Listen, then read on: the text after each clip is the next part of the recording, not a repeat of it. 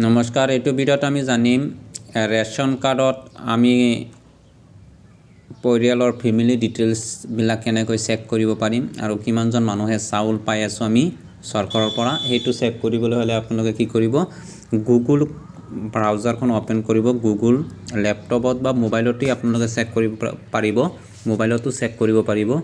গুগলটো open কৰি গুগলত আপোনালোকে এনেকৈ গুগলটো ওপেন কৰিব। গুগলটো ওপেন কৰি আপোনালোকে গুগলত লিখিব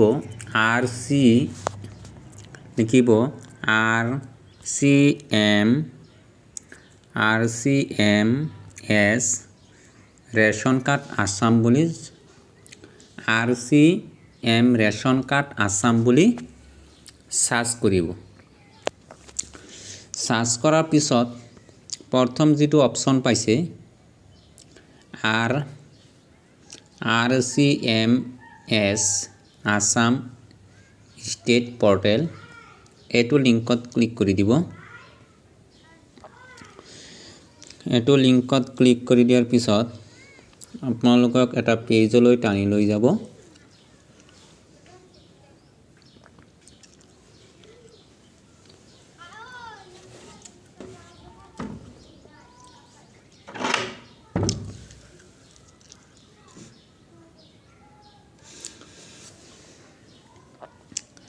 তেনেকৈ টানি লৈ যাব। এতিয়া আপোনালোকে কি কৰিব, ডেস্কটপ সাইড কৰিব। 3 ডটৰ ওপৰত ক্লিক কৰি দিব। 3 ডটৰ ওপৰত ক্লিক কৰি দিয়াৰ পিছত ডেস্কটপ সাইড কৰিব। ডেস্কটপ সাইড কৰাৰ পিছত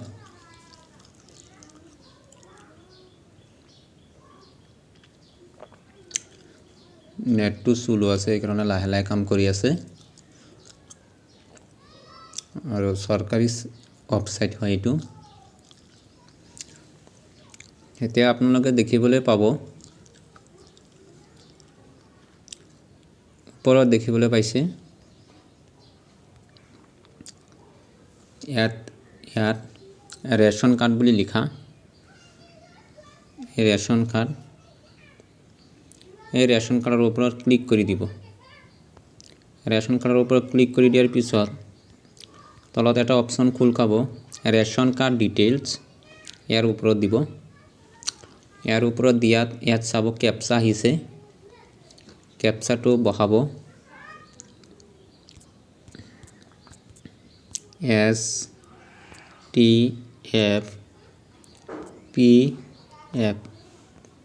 কেপচাটো বহাই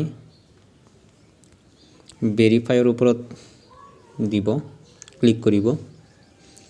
ভেৰিফাইৰ ওপৰত দিয়াত ইয়াত দিয়া আছে ষ্টেটটো, ইয়াত দিয়া আছে ষ্টেটটো আসাম, ইয়াত দিয়া আছে। আপোনালোকৰ যেটো ষ্টেট থাকে ইয়াত দিব আপোনালোকে। ইয়াত দিয়াৰ পিছত খোল খাব, আসাম দিয়াই আছে অলৰেডি। ইয়াৰ পিছত আহিছে ডিস্ট্ৰিক্ট। আপোনালোকৰ যেটো ডিস্ট্ৰিক্ট হয় এইটো দিব। মোৰ ডিস্ট্ৰিক্টটো নগাঁও হয়, মই নগাঁও,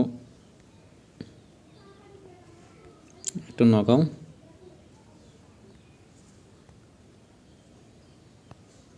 ডিস্ট্ৰিক্টটো দিয়াৰ পিছত ইয়াৰ পিছত DFSO আহিছে।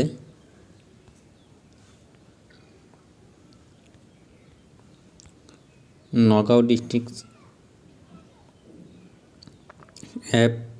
FSSGCA অফিচ ইয়াত ক্লিক কৰিব। ইয়াত ক্লিক কৰাৰ পিছত লোডিং হৈ আছে।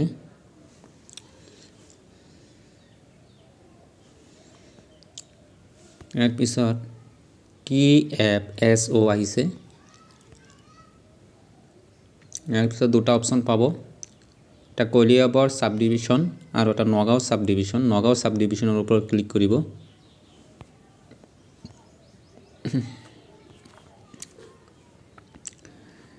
ইয়াৰ পিছত APS আহিব। আপোনালোকৰ যেটো সুলভ মূল্যৰ দোকানী হয় ইয়াত সম্পূৰ্ণ নামবিলাক দেখিবলৈ পাব। এই সুলভ মূল্যৰ নাম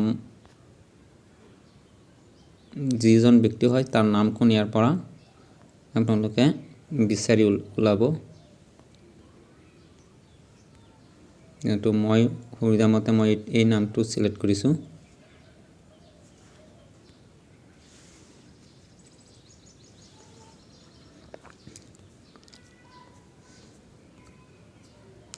ইয়াৰ পিছত আহিছে স্কিম, তাত ক্লিক কৰিব। ক্লিক কৰাৰ পিছত সিলেক্ট অল বুলি দিব।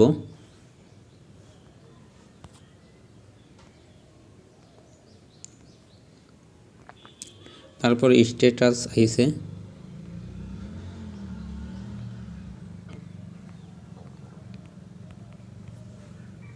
এটা লোডিং হৈ আছে।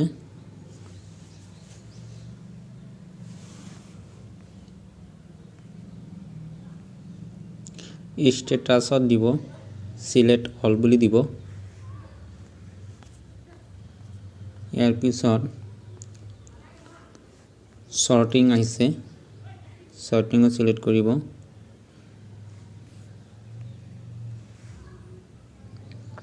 Ration card wise, member wise ইয়াৰ ওপৰত দিব। তো লোডিং হৈ আছে। ইয়াৰ পিছত RC স্ট্যাটাস অল দিব। এৰপৰ ৰিপোৰ্ট নেম, ইয়াৰ পিছত FPS wise RC member details ইয়াৰ ওপৰত দিব। এইখিনি সম্পূৰ্ণ দিয়াৰ পিছত আপোনালোকে এটা অপশ্যন দেখিবলৈ পাব ভিউ ৰিপোৰ্টছ। ভিউ ৰিপোৰ্টৰ ওপৰত ক্লিক কৰিব। ভিউ ৰিপোৰ্টৰ ওপৰত ক্লিক কৰাৰ পিছত এনেকৈ তললৈ চাব, সম্পূৰ্ণ লিষ্টবিলাক খোল খাই আছে। আপোনালোকে ইয়াৰ পৰা আপোনালোকৰ নাম হয় চাইছে, সম্পূৰ্ণ নামবিলাক খোল খাইছে। এনেকৈ ইয়াৰ পৰা আপোনালোকে ডাউনলোড কৰি ল'ব পাৰিব। এনেকৈ আপোনালোকে কাৰ নামত চাউলৰ, কাৰ নামত কাট আছে আৰু কিমানজন মানুহ আছে আপোনালোকে নিজে নিজে মোবাইলতে চাব পাৰিব।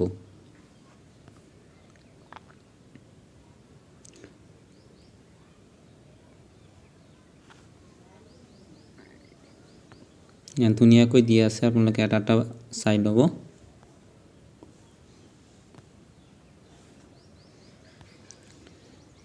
ইয়াত এটা নাম পাইছোঁ আফিয়া বেগম। তেওঁৰ আফিয়া বেগমৰ কেইজন মানুহে চেলাৰি পাই আছে? আব্দুল ৰহিম, কামাল উদ্দিন, আজিদা খাতুন, আলাল উদ্দিন, ওয়াহিদুল ইসলাম।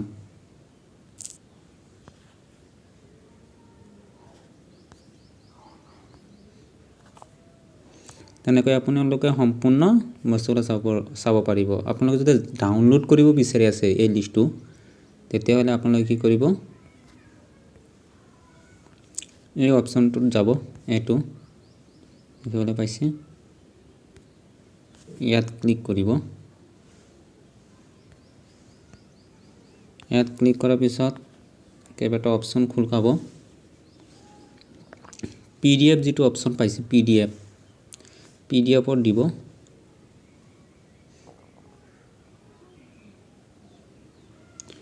আৰু ডাউনলোড যিটো অপশ্যন পাইছে ডাউনলোড কৰি দিব।